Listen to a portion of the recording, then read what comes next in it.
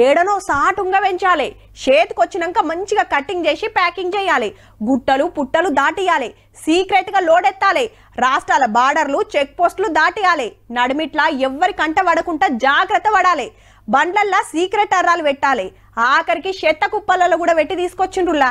గింత ఇకమతి చేసినా పోలీసులు ఉత్తగానే పట్టేస్తుండే వరకు ఈ ఉపాయం చేసినట్టున్నారు.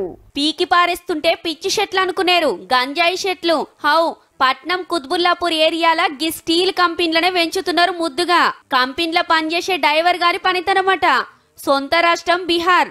గా నడమ ఊరికెళ్లి ఇత్తులు తీసుకొచ్చి కంపెనీల గోడ పొంట పోసిండట. దినావిన్ని నీళ్లు జల్లిండు. హీగేముంది, మందులు మాకులు కొట్టని మంచి గంజాయి పంట వచ్చింది. కంపెనీల పనిచేసేటోళ్ళంతా బంతి షెట్లు కావచ్చు అనుకున్నారట మొదలు. కానీ ఎవరికి డౌట్ వచ్చిందో పోలీసులకు ఫోన్ కొడితే గంజాయి పని పట్టిర్రు. పక్క రాష్ట్రాలలో వండించి ఆడికెళ్లి సాటుంగా తీసుకురావాలంటే మస్తు తిప్పలైతుందని పనిచేసే కంపెనీలా గీ పని ముంగటేసుకున్నట్టుండు పనిమంతుడు. కానీ పట్నంలా గింత బాజాప్తా గంజాయి వేయించిండంటే తోపే ఉన్నాడు పో.